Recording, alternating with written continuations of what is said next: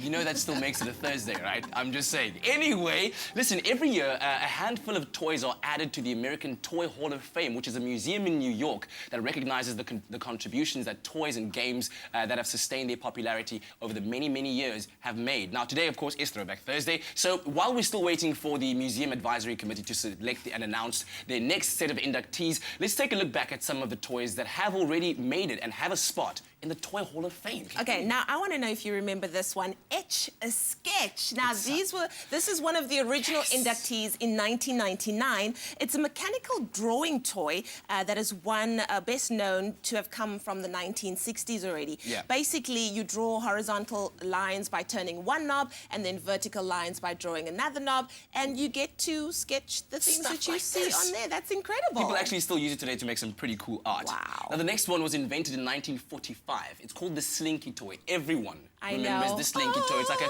compressed or pre-compressed spring that can make, it can perform a whole lot of tricks. In fact, over 300 million Slinkies have been sold, and it remains one of the best sellers until this day. And in fact, in the 1970s, a safer alternative to the metal Slinky was made of colorful plastic, which is what we have today. I know, pretty awesome. You can play for hours and hours. And down the stairs. Best one ever. Amazing stuff. Now, there were 90 toys that were inducted into the Toy Hall of Fame in 2003, but 2 eventually were added to the museum. These are alphabet blocks and the checkerboard.